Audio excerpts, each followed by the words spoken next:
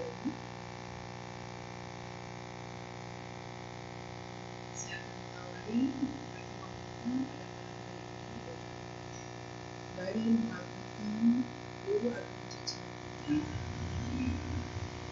Namo Sakyamuni Buddhaya. Namo Sakyamuni Buddhaya.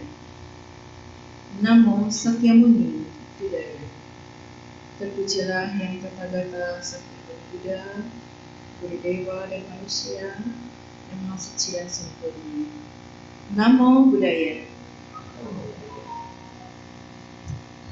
Selamat malam, Ibu Bapak Saudara sekalian. Selamat bertemu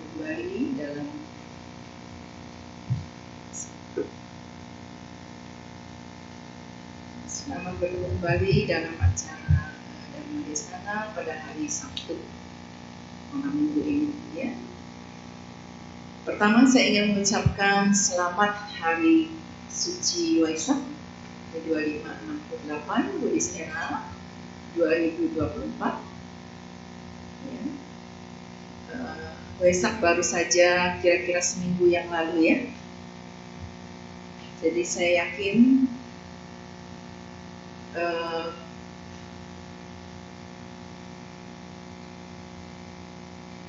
atmosfer ya dari Waisak atau suasana dari Waisak masih menyelimuti Anda semua ya, masuk saya juga. Dan sebetulnya meskipun Waisak itu hanya 1 tahun 1 kali,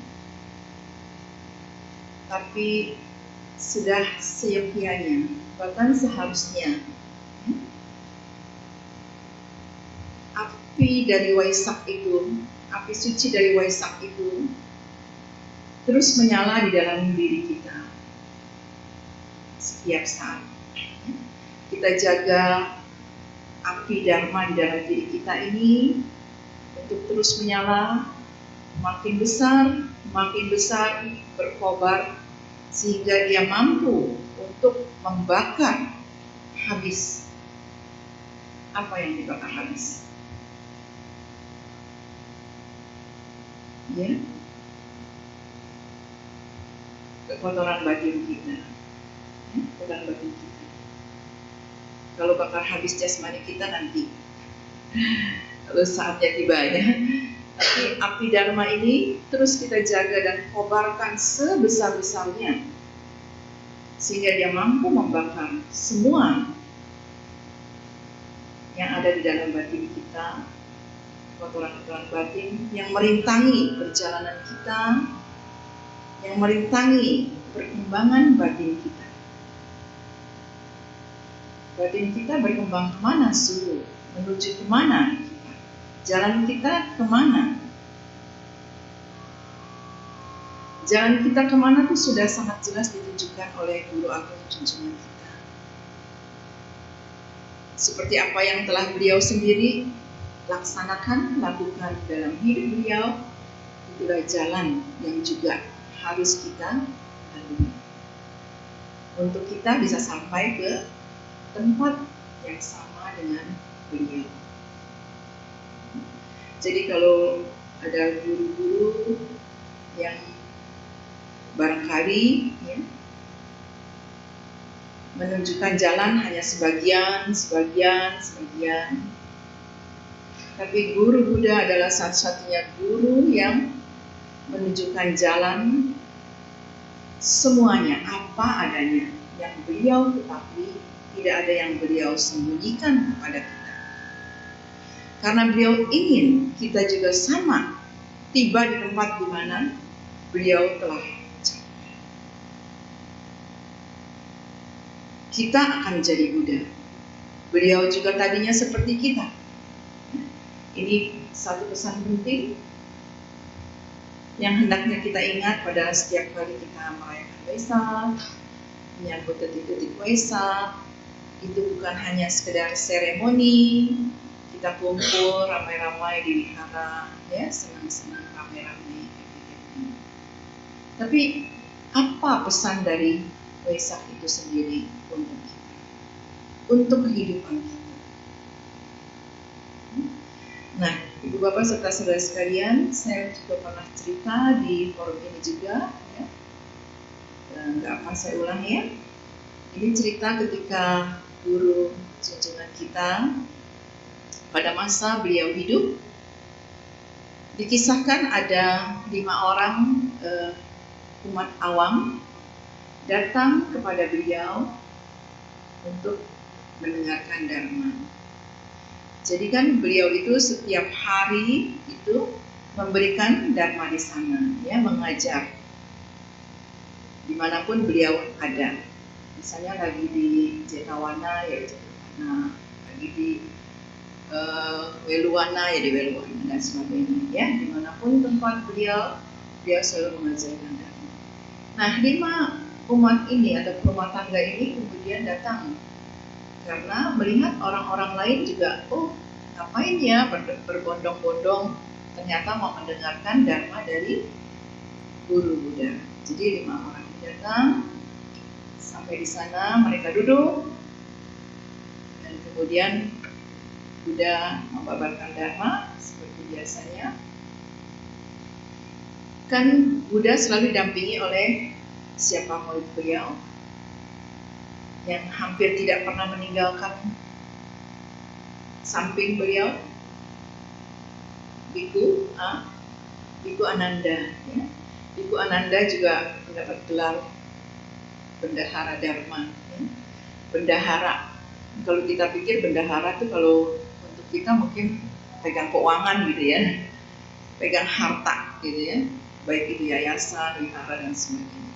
Beliau juga adalah memegang harta, yaitu dharma.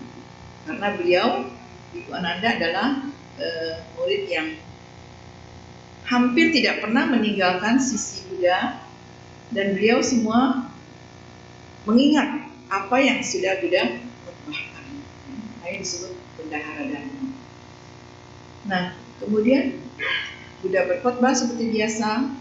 Setelah selesai, semua orang termasuk 5 orang tadi bubar pergi. Kemudian Biku Ananda menghadap Buddha. Guru, tadi saya perhatikan ada 5 orang yang datang, katanya ingin mendengarkan dharma dari guru. Tapi saya perhatikan kelima orang ini memiliki tingkah atau perilaku yang berbeda-beda. Yang pertama, orang pertama saya lihat dia tertidur. Sepanjang guru ceramah dia tidur. Yang pertama. Yang kedua, orang ini korek-korek tanah. Terus sepanjang ceramah korek-korek tanah. Kan mereka duduknya di bawah ya. Orang yang ketiga duduknya dekat pohon, jadi pohonnya digoyang-goyang sambil dia terus begini goyang-goyang. Yang keempat, memandang ke atas, melihat langit. Yang kelima, duduk mendengarkan dengan penuh perhatian sepanjang dharma desana berlangsung. Jadi Biku Ananda bertanya kepada guru, mengapa mereka memiliki kelakuan yang berbeda-beda? Kemudian Buddha menjelaskan kepada Biku Ananda, yang pertama, yang tertidur sepanjang dharma desana. Orang ini telah mengalami kelahiran beratus kali sebagai seekor apa? Ada yang tahu kira-kira? Ular. Seekor ular. Ya. Jadi dalam beratus-ratus kali kelahiran dia lahir sebagai melingkar, diam, tidur. Yang kedua tadi korek-korek tanah. Ya. Yang kedua ini juga mengalami kelahiran beratus kali sebagai seekor cacing tanah. Yang ketiga apa? Goyang-goyang pohon. Kira-kira sebagai apa tuh? Terlahir sebagai seekor apa? Monyet. Ini seekor kera.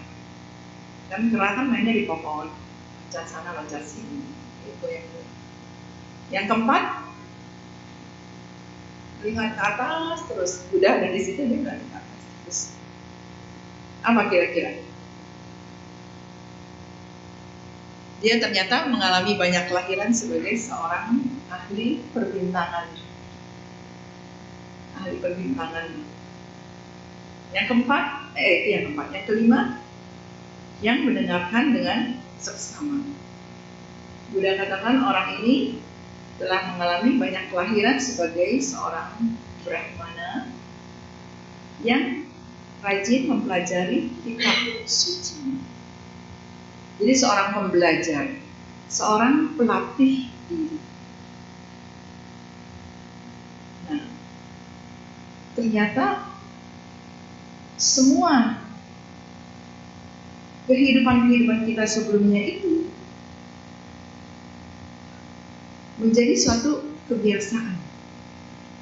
Ya, di mana kita dilahirkan, mungkin kita masih membawa kebiasaan kehidupan sebelumnya.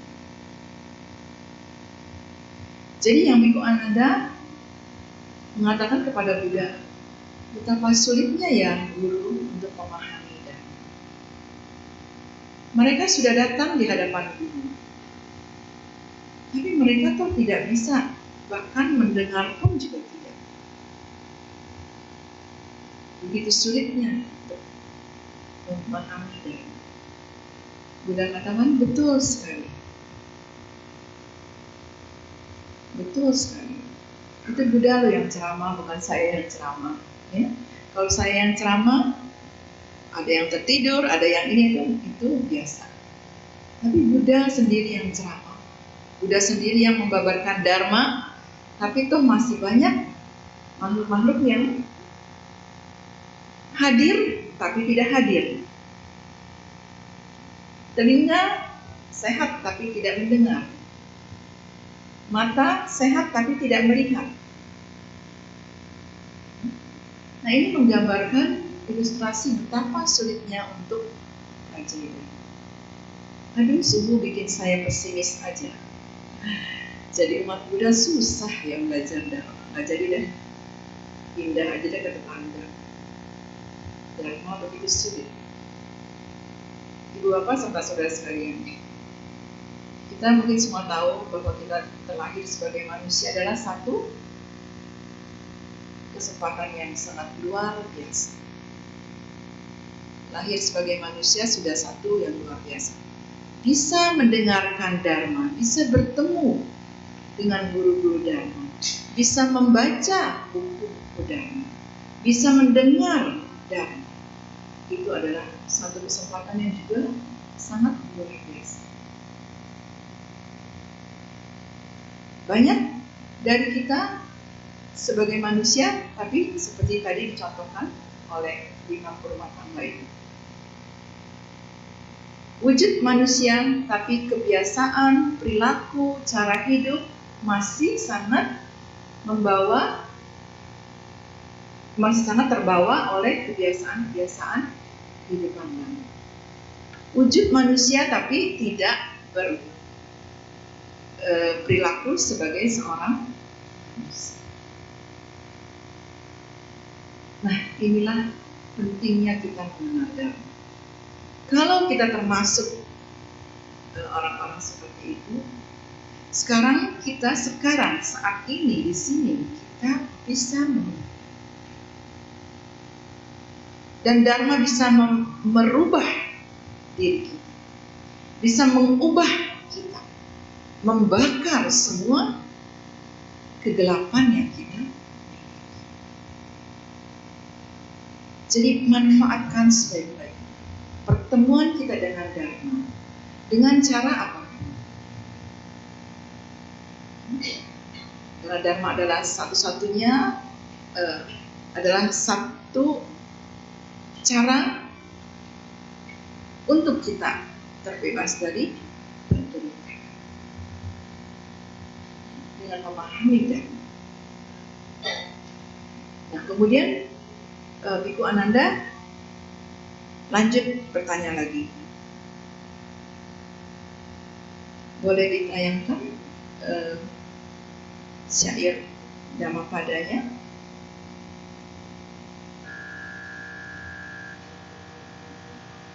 Kemudian Biku Ananda bertanya kepada Hyang Buddha, Bante, hal-hal apa yang menghalangi orang untuk dapat mengerti Dharma? Hyang Buddha menjawab dengan membabarkan syair yang kita kenal sebagai syair dalam Dhammapada 251. Yang Dhammapada, syair Dhammapada. Tiada api yang dapat menyamai nafsu. Tiada cengkraman yang dapat menyamai kebencian. Tiada jaring yang dapat menyamai ketidaktahuan. Dan tiada arus yang sederas nafsu keinginan. Jadi itu yang Guru Buddha sampaikan. Bisa terbaca dari berapa? Kita bersama-sama baca syairnya. Yang 251, kita bersama-sama. Tiada api yang dapat menyamai nafsu. Tiada cengkraman yang dapat menyamai kebencian. Tiada jaring yang dapat menyamai ketidaktahuan. Dan tiada arus yang sederas nafsu keinginan. Api yang menyamai nafsu. Kira-kira api apa ya? Tidak ada api yang begitu hebat seperti nafsu keinginan ini.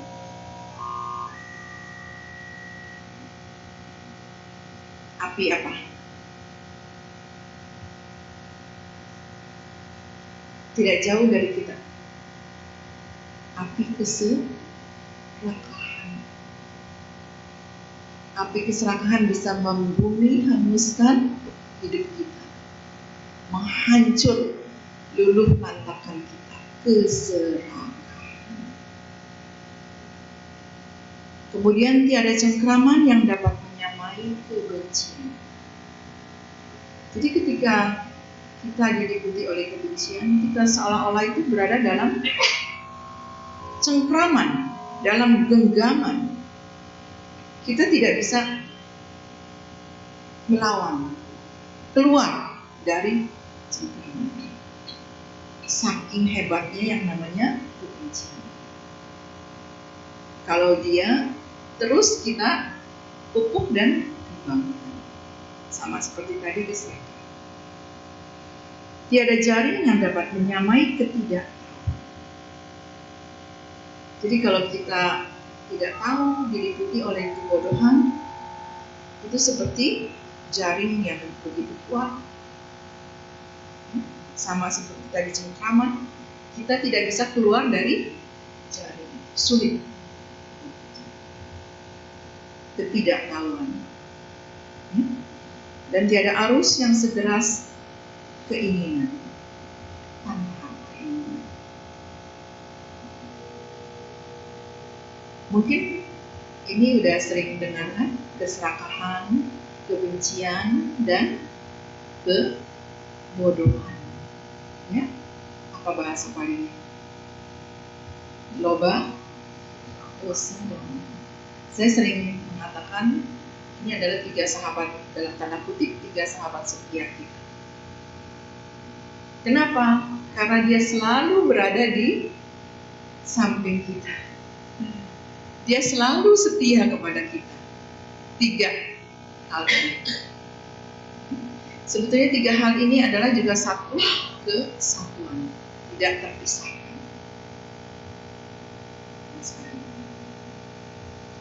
Nah, ada satu ilustrasi, mungkin Anda juga pernah lihat di sosmed.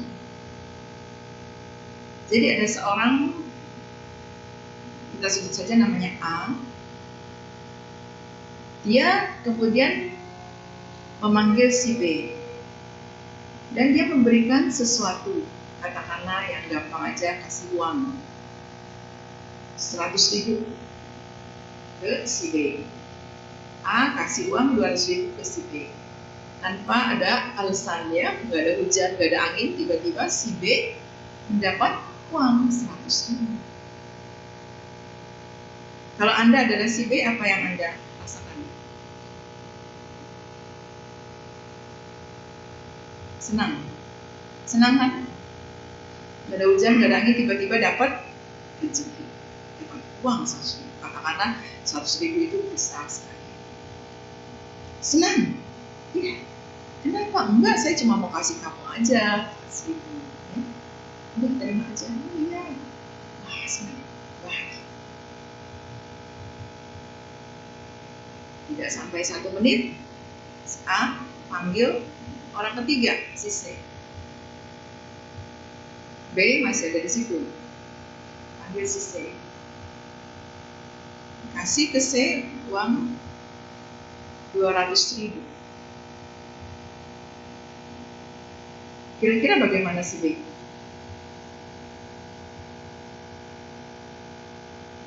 Kira-kira bagaimana? Apa yang dia rasakan? Masih bahagia nggak dia? Dia menjadi tidak bahagia. Ketika tidak ada C yang dikasih uang, dia dikasih 100.000, dia bahagia tanpa embel-embel lain, bahagia titik. Tapi ketika dia tahu ada orang lain mendapat 200.000 yang adalah lebih banyak dari yang dia dapatkan, maka kebahagiaannya langsung lenyap. Tergantikan oleh apa? Penderitaan, kemarahan, ya kan? Padahal uang 100.000-nya kurang tidak? Tidak. Tapi kebahagiaannya langsung berubah. Jadi sebetulnya apa yang terjadi? Uangnya tidak hilang. Dan uang yang dikasih ke si C pun bukan uang dia, uang si A. Tapi kenapa kebahagiaannya bisa berubah? Karena iri hati, muncul iri. Padahal kalau kita secara orang bilang cengli, uangnya tidak berkurang, dia tidak dirugikan. Tapi melihat orang lain memiliki lebih dari dia, kebahagiaannya langsung melorot turun. Jadi salahnya di mana?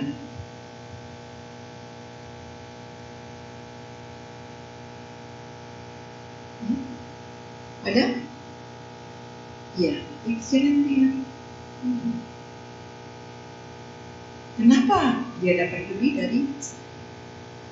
Sama seperti yang secara umum Anda hidup bertetangga, gitu kan ya? Sama-sama punya kendaraan. Terus satu saat tetangga Anda beli kendaraan baru, tadinya sama-sama nih kendaraannya, dia beli kendaraan baru. Tadinya baik-baik aja, tadinya merasa puas dengan kendaraan yang saya miliki. Tapi ketika tetangga beli kendaraan yang lebih bagus, baru, akan muncul ketidakpuasan dalam diri. Merasa kendaraan kita jelek banget. Padahal kendaraannya tetap aja gitu. Karena membandingkan dengan orang lain. Sehingga kebahagiaan menjadi hilang. Nah, pertanyaannya, apakah kita mau hidup kita dikendalikan oleh hal-hal seperti itu. Membanding-bandingkan dengan orang lain, iri hati, merasa tidak puas, merasa susah, merasa miskin, merasa tidak bahagia karena melihat orang lain yang menurut kita memiliki lebih dari kita. Coba kita tanya pada diri kita masing-masing, seberapa sering hal-hal ini terjadi pada diri. Kebahagiaan kita hilang karena hal-hal seperti ini. Padahal sebenarnya tidak ada yang hilang sama sekali dari diri. Ya. Dalam kisah hidup guru Buddha, ketiga hal ini, loba, dosa moha, tanha, ya. Ini semua mungkin bisa kita rangkumkan menjadi satu dan kita bisa gunakan satu figur untuk mewakili tiga hal: keserakahan, kebencian, dan ada satu figur dalam kisah hidup Buddha terutama yang mewakili semua sifat ini. Siapa kira-kira? Dewadatta. Dewadatta. Ada yang belum kenal dengan Dewadatta? Beliau adalah, bisa jelaskan?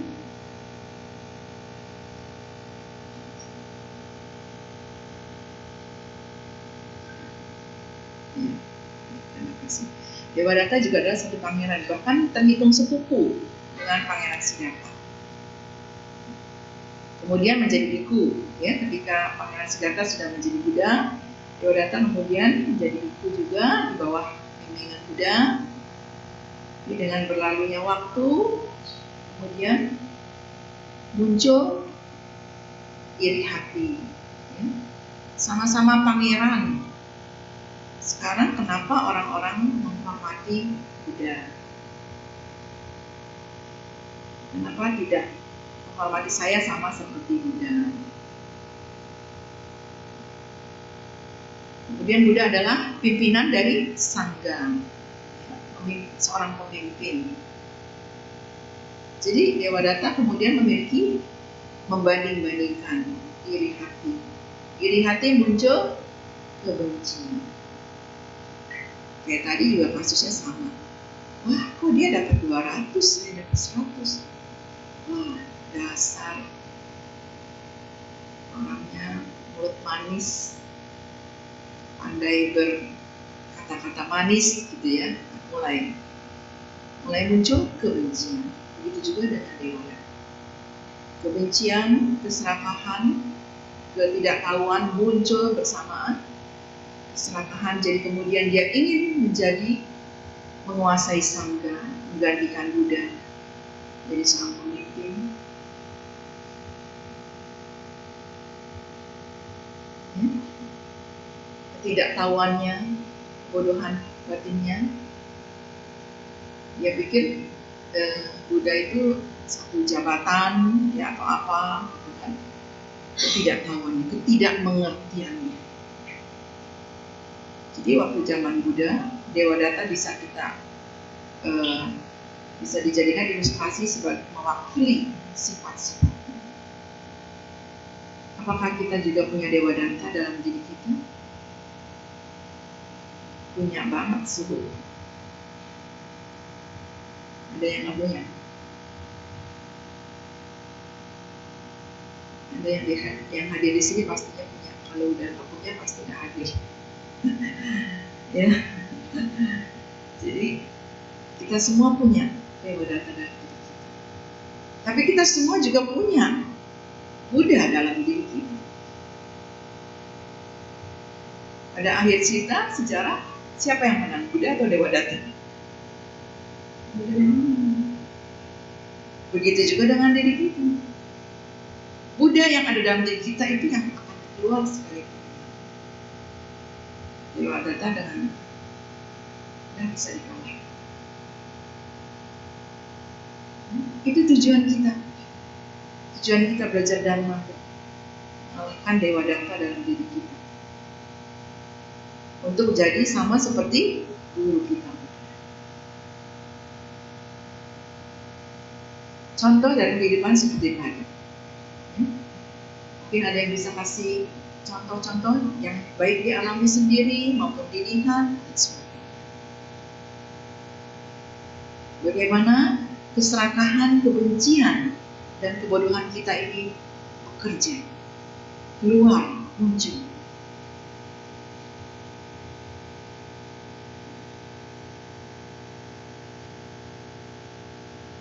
Atau apakah hidup Anda baik-baik saja?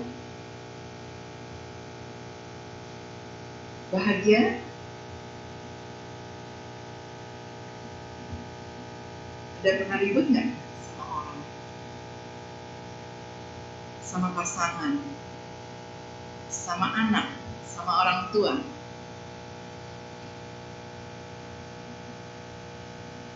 Kenapa? Karena berselisih, muncul kesal, kebencian, dan sebagainya. Nah, setelah kita memahami bahwa 3 hal ini memang ada di dalam diri kita, maka kita maju ke tahap berikutnya, mengenali ketika 3 hal ini muncul di dalam diri kita.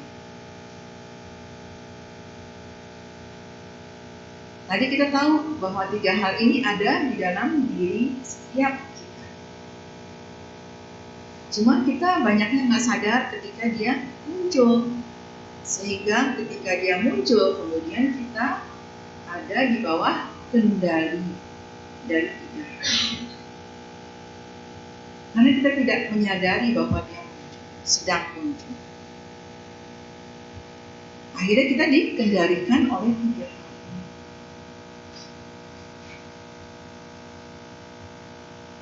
Apa yang terjadi ketika Anda bertengkar?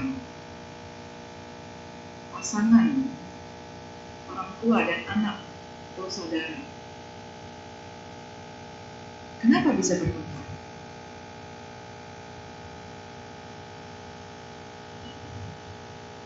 Ya dia sih begitu sih.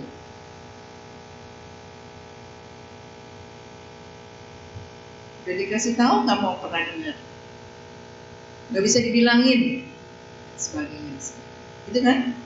Biasanya gitu nggak? Terus pihak yang satunya ketika ditanya jawabannya gimana? Sama kan?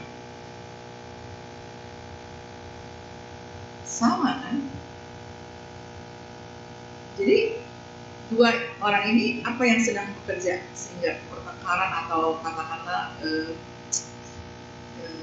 pertengkaran hebat itu terjadi? Karena masing-masing merasa diri benar, diri baik, diri benar, orang lain salah.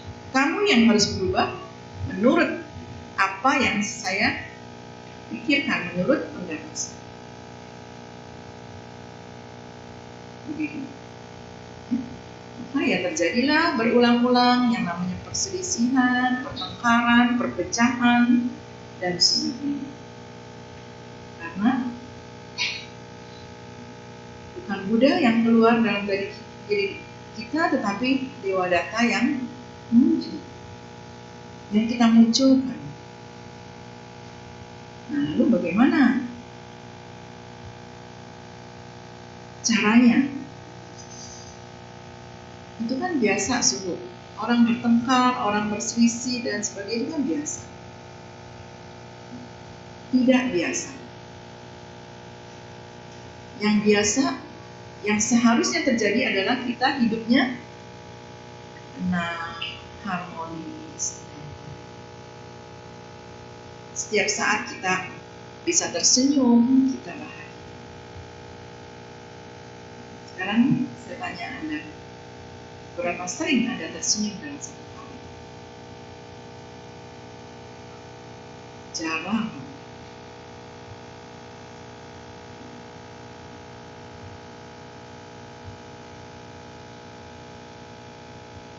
Berapa sering kita merasa bahagia? Aduh, benar kata Buddha, hidup ini adalah penderitaan. Salah Anda memahami kata-kata itu seperti itu. Ya? Kita tidak bahagia ya, itu keputusan kita sendiri. Seperti tadi contoh, ya orang dia dapat 200.000, saya dapat 100.000, uang saya tidak berkurang, kenapa kebahagiaan saya harus berkurang? Saya memilih menderita dibanding bahagia dengan uang yang saya dapatkan.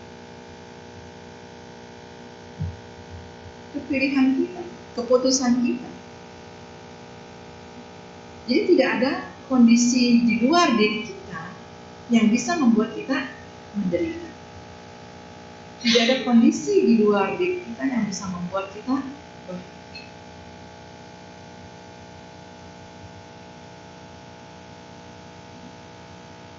Jadi orang yang perhitungan tahu ya, yang perhitungannya. Lawannya apa perhitungannya? Cincai. Cincai. Jadi orang cincai. Easy.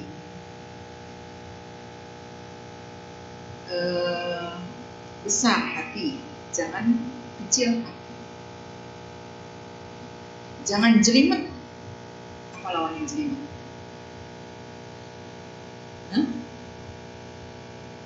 Apa? Iya, gampang. Iya, mudah gitu ya. Jelimet, urusannya jelimet, ruwet, kena kusut. Kenapa kita harus terus berusaha untuk hidup? Seingat ajaran Buddha yang paling mendasar,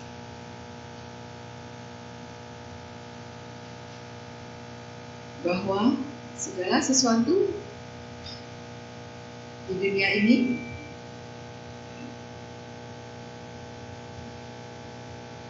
adalah tidak. Dengan kata lain, segala sesuatu itu akan selalu berubah. Jadi kalau kita terlalu jelimet, ya, kitanya masih jelimet, itu urusannya sudah selesai. Tapi kita yang jelimet dibawa dari hari ke hari, bulan ke bulan, tahun ke tahun, 10 tahun yang akan datang masih ngomong tuh gara-gara dia sebagainya, kepahitan. Karena kita jelimet, kita tidak easy going, tidak cincai, tidak mudah melepas. Apa-apa maunya digenggam. Nah, kenapa bisa kita kemudian katakanlah berperilaku seperti itu? Ya, karena pandangan kita. Pandangan kita menganggap bahwa ya sesuatu itu adalah kekal. Sesuatu itu memiliki, sehingga kita terjebak dalam apa-apa mau digenggam dengan ini milik saya, ya? Ini milikku.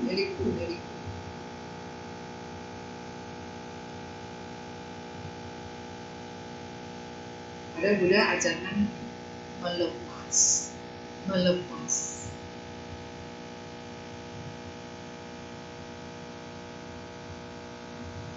Nah, dalam salah satu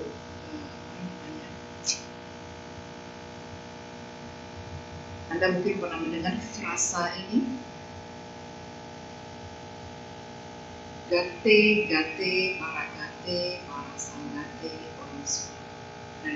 Ada kata itu? Itu disebut sebagai mantra yang tak terkalahkan, tiada tanding. Mantra yang paling mencerahkan, yang membuat kita bisa percaya. Benar disebut, ntar pulang saya mulai baca. Tapi tahukah Anda apa maksud dari atau artinya?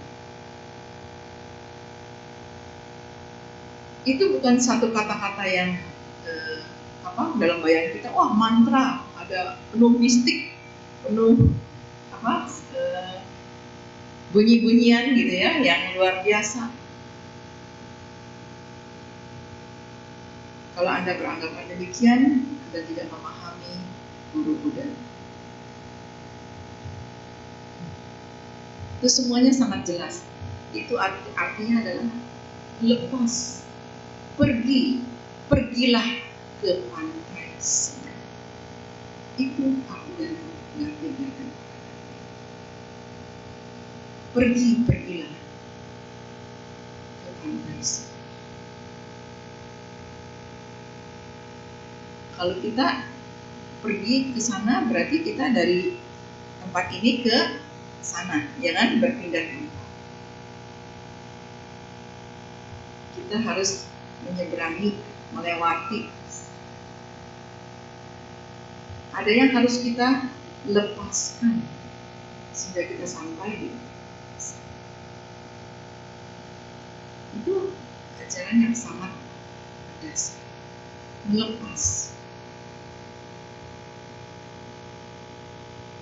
Melepas sesuatu yang bersifat berbentuk materi atau non-materi. Melepas materi itu adalah salah satu alat kita belajar melepas hal-hal yang berbentuk non-materi.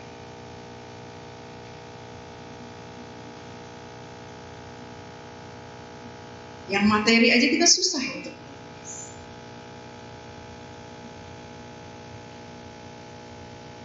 Bagaimana kita melatih untuk melepas perasaan kita, kebencian kita, sakit hati kita, mimpi-mimpi buruk kita, kenangan-kenangan buruk kita.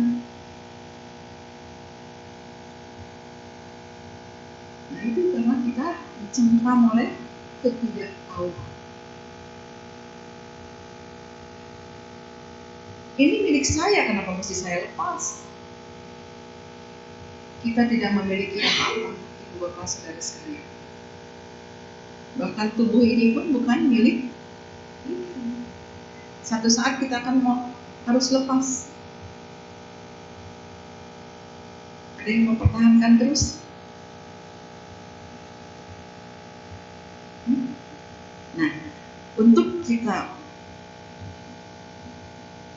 memahami hal-hal seperti itu, tentu saja tidak cukup dengan kita mendengarkan uraian seperti ini atau membaca buku-buku, karena kata-kata dharma itu tidak bisa diungkapkan dengan kata-kata, tidak bisa dipahami dengan hanya kata-kata. Kata-kata hanya menjadi konsumsi intelek kita. Padahal dharma yang Buddha ajarkan adalah soal batin. Tidak bisa ditembusi. Tidak ada kata-kata yang bisa menggambarkan, menjelaskan dharma dengan sesungguhnya.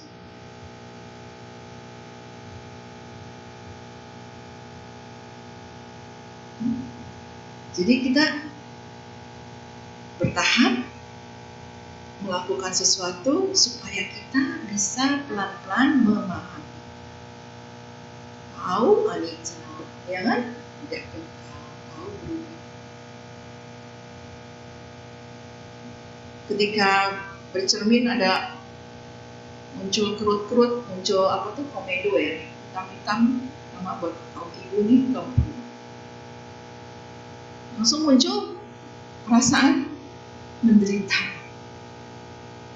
Ini lupa umur. Uban, langsung kesal. Ubannya cabut-cabut. Katanya mengerti perubahan, ya. Tapi ketika perubahan itu terjadi pada kita habis-habisan Saya paham butuh perubahan, tapi sorry, bukan untuk saya. Biar buat orang lain aja. Nah itu hal-hal seperti itu yang bikin kita kemudian jadi menderita. Hanya mengerti secara intelek tapi tidak mengerti secara batin. Nah lalu saya juga ingin sebagai penutup ingin memberikan satu kisi-kisi, ya, satu tips untuk Anda semua untuk berlatih. Kita berlatih dengan banyak cara. Sekali lagi tidak cukup hanya kita mendengarkan, mempelajari kata-kata, kalimat-kalimat yang kita sebutkan. Kita harus mempraktikkannya. Kita harus melepas, belajar melepas. Kita harus mengembangkan cinta kasih, bagaimana? Kita lagi jalan bersama-sama, sebelah kita jatuh aja kita cuek, kita jalan terus. Bagaimana kita katakan kita sedang mengembangkan cinta kasih?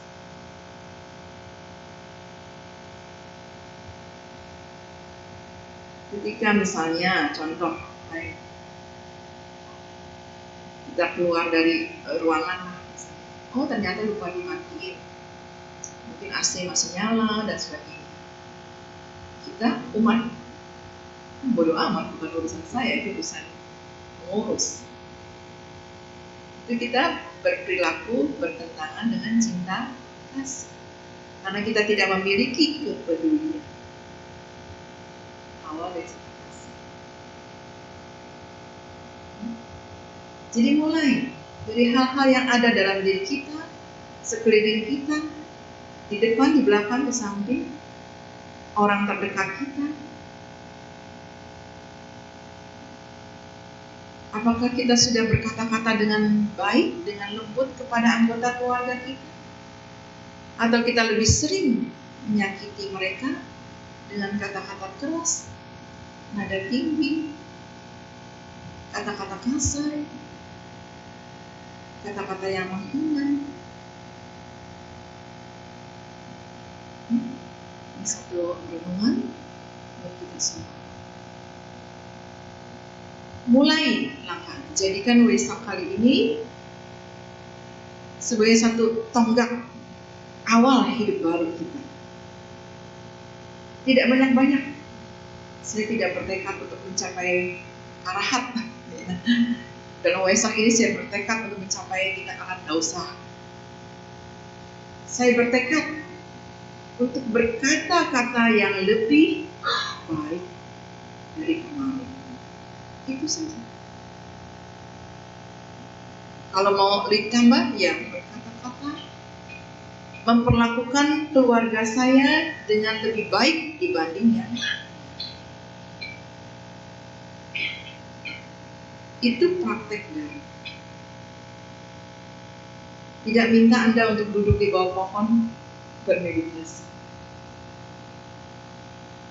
Peduli dengan sekeliling, keluarga, orang yang ada di depan kita, ada bersama. Apakah kita mementingkan kebahagiaan dia atau kita menginginkan dia untuk membahagiakan kita?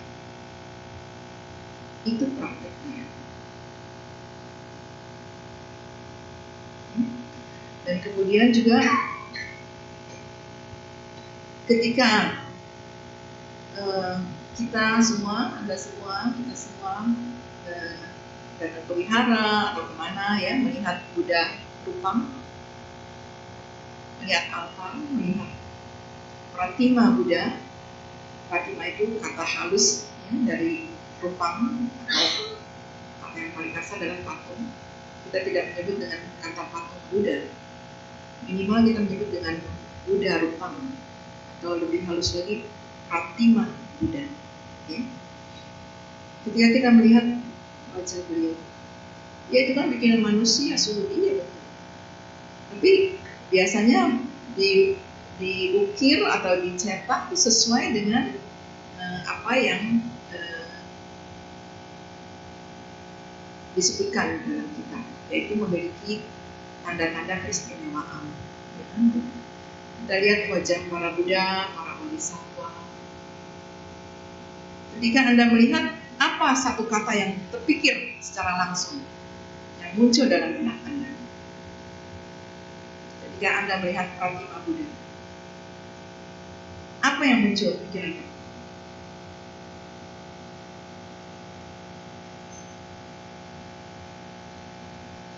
Ya, bisa sedikit. Bahagia. Ketika Anda lihat Buddha, rupa Pratima Buddha, apa yang muncul? Apa yang Anda lihat?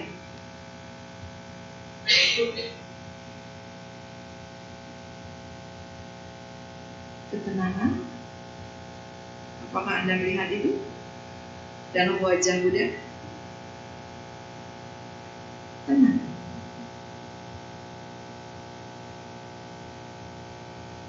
Ketenangan. Kita lihat wajah Buddha begitu. Gak stres kan wajah Buddha kan? Gak seperti kita. Belum pernah lihat si Pratima Buddha yang mukanya stres. Pasti yang bikin beliau stres. Tenang. Nah, kata tenang ini saya ingin berikan kepada Anda untuk jadi tips untuk melatih diri. Kalau setiap pagi Anda bisa menjadwalkan sedikit waktu 5 menit, kalau bisa 10 menit lebih baik. 5 menit mengawali hari dengan ketenangan Buddha.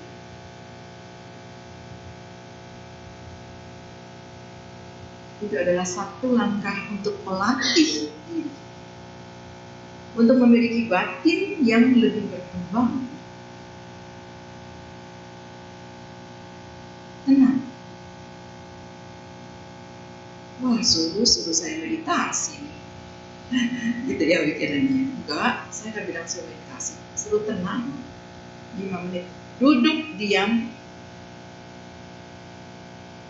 Tenang. Tubuh jasmani diam, tidak bergerak. Pikiran juga ada bersama jasmani.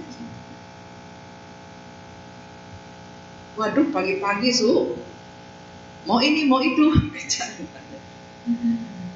Malam juga sama. Jadi saya sempat ngomong sama Bu Hedi, kata Bu Hedi cerita kalau malam suka pikirin besok harus begini ya Bu Hedi. Jadi kapan kita berhenti? Kapan kita menghadirkan Buddha dalam kehidupan kita? Ketenangan. Ada yang mau bertekad? Mulai besok pagi, gak usah sikat gigi, cuci muka, bangun tidur, gerak-gerak dikit, udah kumpul sinfonnya, duduk 5 menit full. Terus ngapain Ya, bisa menjadikan nafas sebagai alat bantu untuk tenang.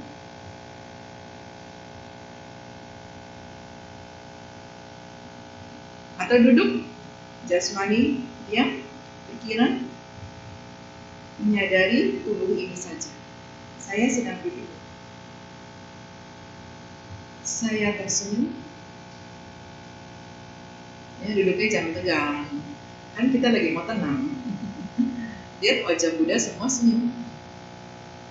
Buddha itu lambang kebahagiaan kok. Kita murid-muridnya hidupnya menderita. Sangat kontradiktif kan? Jadi Buddha yang salah apa? Buddha itu memberikan jalan kebahagiaan. Kenapa kok kita jadi menderita terus seumur hidup? Salah, ada yang salah.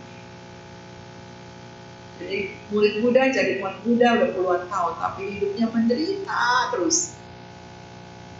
Mana jalan kebahagiaan kata Buddha? Ada yang salah. Karena kita tidak mau memulai langkah kita, meniru, mengikuti jejak beliau.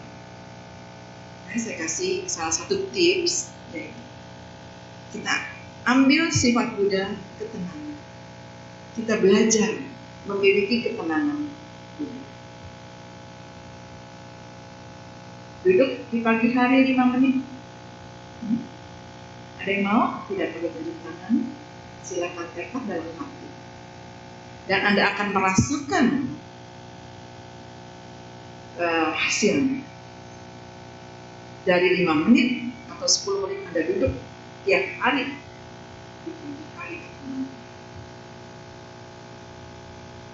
Ya. Jadi sekali lagi, jalan Buddha ke sini, ya jangan kita jalannya ke arah yang lain, yang nggak sampai lah ke tempat Buddha di mana berada. Ingat, ikuti jejak beliau. Nah ini boleh ditayangkan yang sebagai penutup ya. Sudah jam berapa?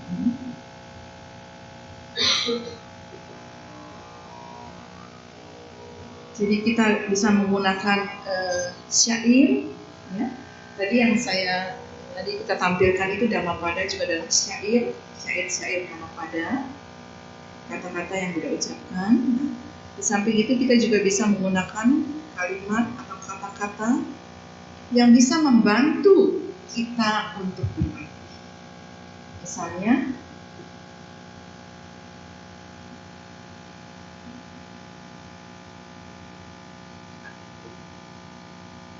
cukup kelihatan nggak dari sana? Jelas ya? Nggak kebaca ya? Jelas. Duduknya jauh-jauh sih. Katanya mau cepet-cepet jadi seperti Buddha, tapi duduk di wihara nggak ada yang duduk di depan. Makin jauh dong sama Buddha. Harusnya mendekat. Jadi kita ini karena sumbernya bahasa Inggris ya. I have arrived. Jadi ada bahasa Indonesianya, kita lihat bahasa Indonesianya. Aku telah tiba di rumah. Di sini saat ini. Aku solid. Solid itu artinya kokoh ya. Solid. Aku bebas. Hatiku hening bening. Jadi ini adalah gata, syair yang digunakan, yang bisa kita gunakan untuk membantu latihan. Apa yang dimaksud dengan gata ini? Saya sudah tiba di rumah. Memang ini rumah saya. Saya duduk di rumah. Tapi rumah di sini adalah, kita lihat kalimat berikutnya, di sini saat ini. Di sini saat ini. Itulah rumah kita. Saya pahami sampai sini? Jadi bukan rumah gedung fisik, tapi yang dimaksud rumah adalah tempat kita pulang, tempat kita kembali, ya kan? Kita pergi kemana-mana, saya mau pulang ke rumah kan? Rumah itu adalah di sini, Anda di sini, rumah Anda di sini, saat ini. Bukan kemarin, bukan masa depan, bukan di luar, bukan di mall. Di sini saat ini itulah rumah. Aku solid. Solid artinya kokoh, bagai gunung. Aku bebas. Apa maksudnya bebas? Tidak berpikir tentang masa lalu atau masa depan. Hatiku hening bening. Jadi batin saya berdiam di dalam ketenangan. Nah, ini adalah gata, sekali lagi untuk membantu latihan kita. Dengan memahami gata ini, Ketika tadi Anda duduk 5 menit di rumah fisik, saya sudah tiba di rumah. Di sini saat ini. Saya solid. Saya bebas. Bebas dari masa lalu, masa depan, pemikiran masa lalu dan masa depan. Batin saya. Nah, Anda bisa mengulang gata ini berulang-ulang ketika Anda melatih diri selama 5 menit setiap pagi. Ini sangat membantu untuk kita memahami bahwa saat ini, di sini, saat ini adalah hanya itu yang kita miliki. Hanya itu yang kita miliki. Masa lalu bukan milik kita, masa depan apalagi. Yang kita miliki cuma sekarang, saat ini, di sini. Walaupun Anda punya rumah 10, saat ini itu bukan rumah Anda. Saat ini di sini. Ya. Sudah.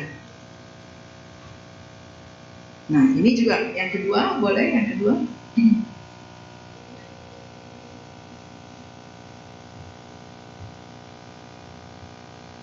In, out, deep, slow, calm, ease, smell, release.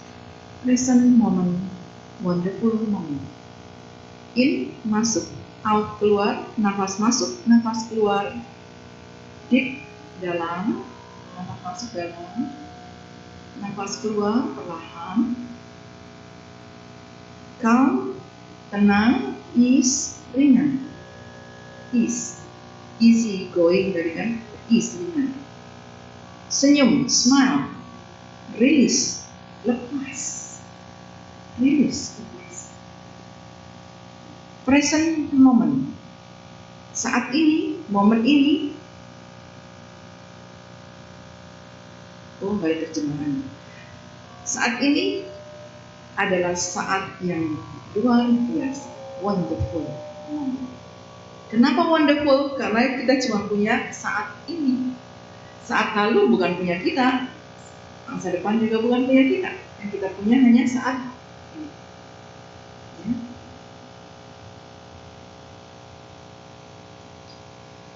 Jadi ini bisa juga dilakukan, diberi musik.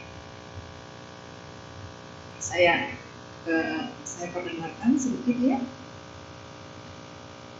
Tidak lain, kata-kata dan musik ini adalah sebagai alat bantu kita berlatih.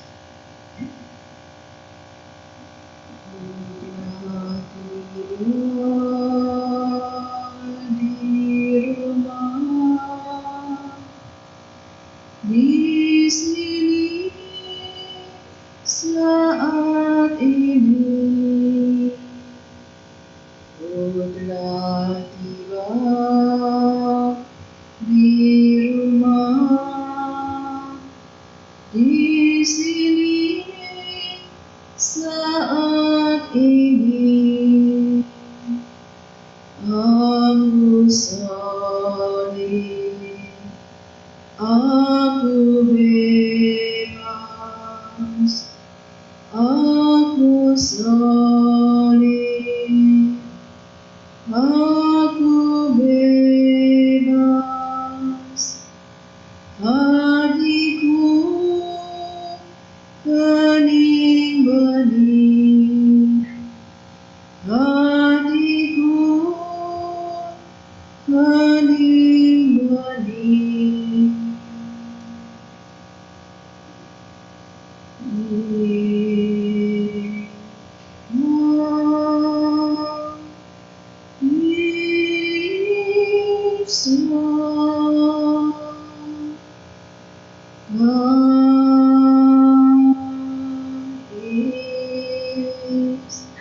Smile, release,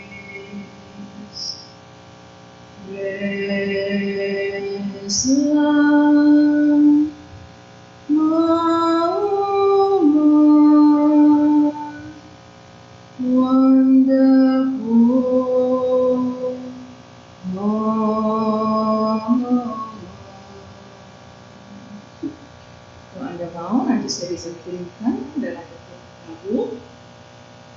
bisa digunakan ini untuk tadi melatih ketenangan di dalam diri kita dan pemahaman bahwa yang kita miliki memang hanya saat ini sini. Ya. Itu nanti ini step pertama-tama, berikutnya Anda akan bisa merasakan hasilnya dan dengan sendirinya akan meningkat ya berikutnya. Baik, sampai di sini terima kasih banyak dan mohon maaf waktunya agak berlebihan. Sikap Anjali. Hadyata Om Gate Gate para Sanggate Bodhiswaha. Hadyata Om Gate Gate para Sanggate Bodhiswaha. Hadyata Om Gate Gate para Sanggate Bodhiswaha.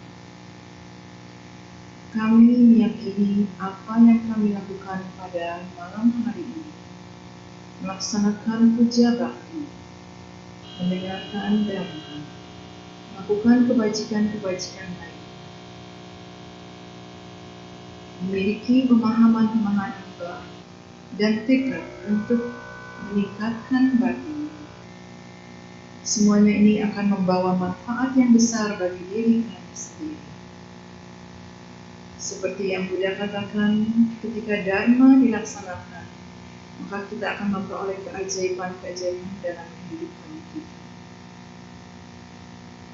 Kami ingin bagikan juga manfaat dari saat ini kepada orang tua, keluarga, para leluhur, para guru, teman-teman, semua makhluk dimanapun berada, semoga semuanya terbebas dari penderitaan. Sabe sata bhavantu sukhita. Semoga bersama-sama, semoga semua makhluk hidup berbahagia. Sadu. Terima kasih. Selamat malam. Terpujilah Yang Buddha. Namo Buddhaya. Demikianlah selesailah sesi Dhamma Desana yang dibawakan oleh Suhu Badraloka Stafira. Suhu, maaf, apa boleh melakukan sesi tanya jawab? Boleh tanya jawab? Kasih.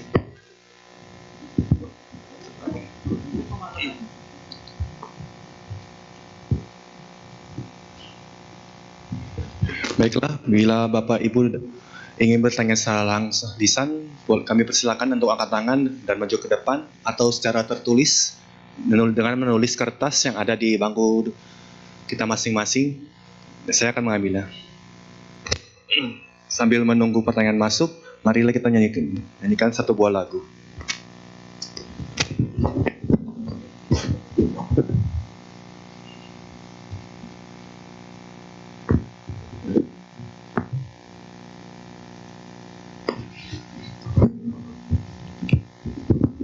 Kepada rekan-rekan sedama, kita buka kembali buku tuntunan kebaktian. Kita nyanyikan lagu kebijaksanaan pada halaman 58.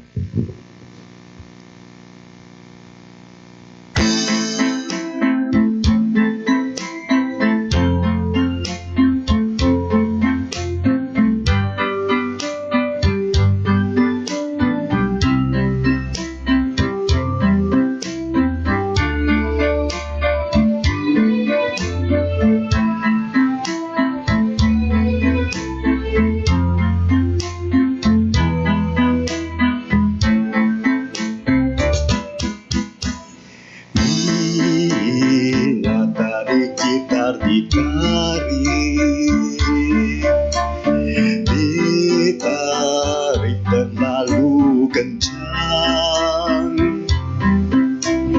maka talinya kan putus atau bunyinya kan hilang.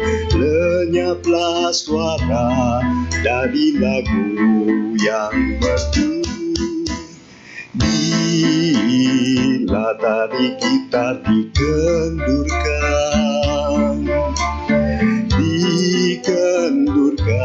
sampai kendur sekali, maka bunyi suaranya kan sumbang atau suaranya kan hilang. Lenyaplah lagu yang merdu. Bila kau inginkan suara yang merdu, jangan kau tarik terlalu kencang. Jangan pula kau kendurkan terlalu kendur.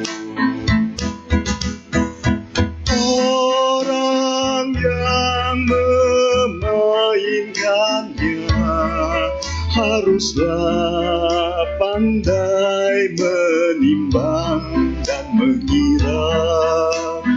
Orang yang bijaksana harus dapat kendalikan hawa nafsu diri sendiri.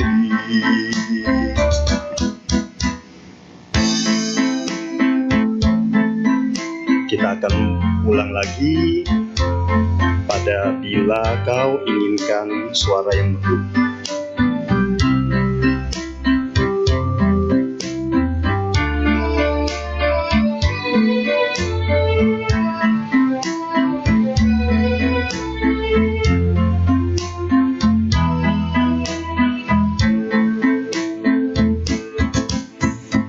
Bila kau inginkan suara yang merdu, jangan kau tarik terlalu kencang.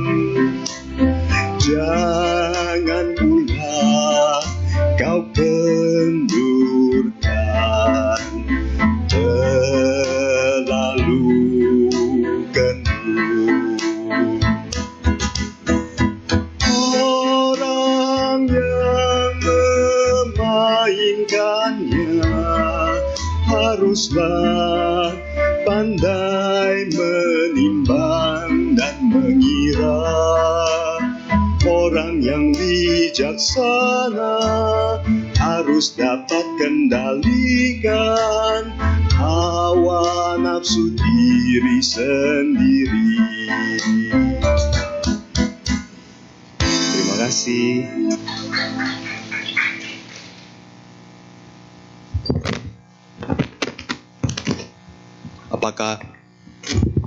Apakah ada yang ingin bertanya secara lisan? Udah. Suhu nggak? Tidak ada suhu.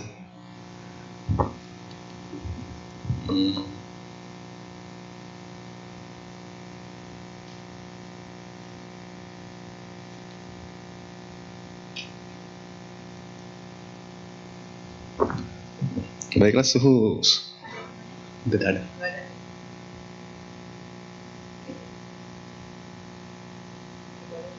Ya.